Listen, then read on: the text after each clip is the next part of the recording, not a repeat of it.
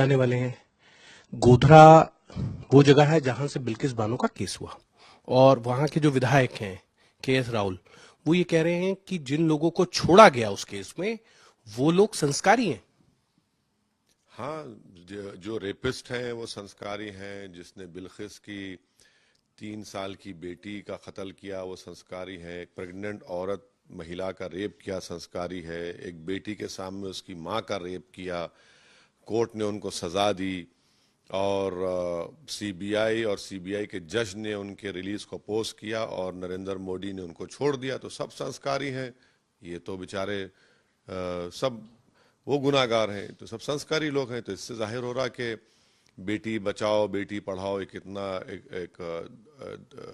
बकवास किस्म का नारा भारत के प्रधानमंत्री की सरकार ने दिया था। अंकिता को लेकर कल असम के मुख्यमंत्री यहाँ आए थे, हेमंत विश्व शर्मा। हाँ, श्रद्धा को लेकर आए। उन्होंने एक बयान दिया कि लव जिहाद का मामला है ये, इसको लेकर तो अलग तरीके से जो है इन्वेस्टिगेशन हो और सजा होनी चाहिए। उनको चाहिए मेघालय आसाम पुलिस ने जो गोलियां चलाई हैं पर वहां जाए, लोग मर रहे हैं, यहाँ आकर क्या झूठ बोल रहे हैं, क्या बकवास बात करते हैं। देखिए, महिलाओं पर जो जुल्म देश में होता है वो मर्दों की सिक माइंडसेट की वजह से होता है। इसको कैसे ख़त्म किया जाए। अब वो आजमगढ़ में एक लड़की के 6 टुकड़े कर दिए गए। दिल्ली में एक लड़की ने इंटरकास्ट मैरिज की तो उसके ही पिता ने उसको मारकर सूटकेस में फेंक दिया। आज दिल्ली में एक ड्रग एडिक्ट ने अपने ही घर में जाकर अपनी माँ को, अपने पिता को, उनका मर्डर कर दिया। ये नजर नहीं आता क्या उनको? फिर ये क्यों कर रहे हैं? इसलिए कर रहे हैं क्योंकि मुसलमानों से नफरत पैदा किया जाए। इससे आप जुल्म हुआ है उस महिला पर, बराबर सब साथ हैं उसके, मगर इसको अगर आप मजहब का रंग देंगे, कलर देंगे, तो फिर ये तो आपके दिमाग की बीमारी है। मतलब आपको लगता है कि वो पॉलिटिकली जो है इसका फायदा लेना चाहते हैं नहीं, वो किसी से चुनाव में, क्योंकि गुजरात में तो चुनाव फायदा ले लेंगे, मगर ये जो इशू है ये तो एक उस महिला पर जुल्म हुआ है, इससे कोई डिनाई नहीं कर सकता। मगर आप इसको जो दोषी है उससे सजा भी होनी चाहिए। बिल्कुल, कौन नहीं कह रहा है? बिल्कुल होनी चाहिए। कौन सपोर्ट कर रहा है उसको? कौन नारे लगा रहा है कि उसको छोड़ दो?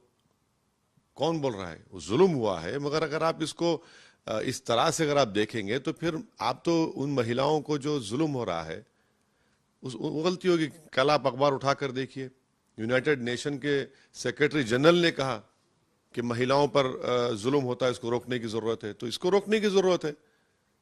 अब आप क्यों नहीं बोलते आजमगढ़ के वाक़े के ऊपर? क्यों नहीं बोलते दिल्ली के एक और जो हादसा हुआ है? और आज दिल्ली में जो एक ड्रग एडिक्ट निकल कर जाकर अपने माँ और अपने बाप को मार दिया, बोलिए ना। फिर आप क्यों नहीं बोलते? आप तो खेल खेल रहे हैं, सियासी खेल खेलना चाह रहे हैं आप। सियासी खेल तो आपके ऊपर भी आरोप लगा रही है कांग्रेस। वो ये कह रही है कि आप जो है गुजरात में 14 उम्मीदवार वहां उतारने जहां वो जीत सकती है, आप उनका ख्याल बिगाड़ने का कोशिश कर रहे हैं। सुनिए, राहुल गांधी क्यों हारे अमेठी से? हम तो नहीं थे। हम तो नहीं थे ना। अब रायबरेली अगर मैडम सोनिया गांधी दोबारा नहीं लड़ेंगी, वहां पर भी हार जाएंगे ये लोग। गुजरात से उनके कितने 14 एमएलए भागकर मोदी जी के पास बैठकर गुलाब जामुन खा लिए। हम बोले उनको जाने के लिए। कर्नाटका से भाग गए, मध्य प्रदेश से भाग गए। तो कांग्रेस पार्टी को जानना चाहिए कि हम चुनाव लड़ते हैं, आपसे बगैर पूछे लड़ते हैं और लड़ेंगे। हमको आपसे पूछने की जरूरत नहीं है। क्या आप हमारे खिलाफ चुनाव नहीं लड़ते हैदराबाद में? क्या आकर आप प्रचार नहीं करते हमारे खिलाफ? हम क्या रोते हैं? हमारा इख्तियार है, लड़ेंगे नहीं लड़ेंगे। अच्छा, 13 लड़ रहे हैं, 169 बाकी हैं। जी हराइए भाजपा को, बन जाइए मुख्यमंत्री। कौन रोक रहा है? अगर वाकई में ये बात आपकी बात में सच्चाई है, आपने तो हमारे एक सिटिंग कैंडिडेट को उसका जमीर खरीद लिया और उसको आपने विड्रॉ करवा लिया। बताइए कौन सी आप पॉलिटिक्स प्रैक्टिस कर रहे हैं? लेकिन बीजेपी के अध्यक्ष जेपी नड्डा ने आज सुबह आज तक से बात करते हुए ये भी कहा कि आप तो चाहे पश्चिम बंगाल हो, उत्तर प्रदेश हो, गुजरात हो, पॉलिटिकल टूरिज्म के लिए पहुंच जाते हैं।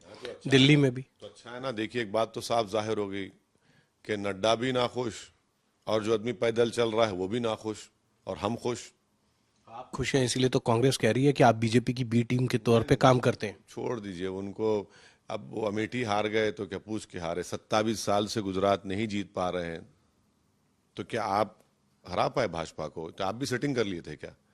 हम 13 सीट लड़ रहे हैं तो उनको दर्द हो रहा है, तो अब क्या कर सकते हैं उनको? 13 ही सीट क्यों लड़ रहे हैं? क्योंकि 32 सीटों पर तो मुस्लिम डोमिनेटेड भाई है। छोड़ दिए ना, 13 लड़े हैं, 22 छोड़ दिए, 21 छोड़ दिए तुम्हारे लिए, तुम जीत जाओ ना। हम तो 169 छोड़ दिए। चलिए, ये कोई बात है? एक 13 लोकतंत्र। सीट जीत लड़ करके आप सरकार बना पाएंगे? मेरा मेरा मानना ये है कि भारत के से बहुत से प्रदेशों में अल्पसंख्यक समाज, मुसलमान को, दलितों को, आदिवासियों को अपनी एक पॉलिटिकल इंडिपेंडेंट लीडरशिप को पैदा करना पड़ता है।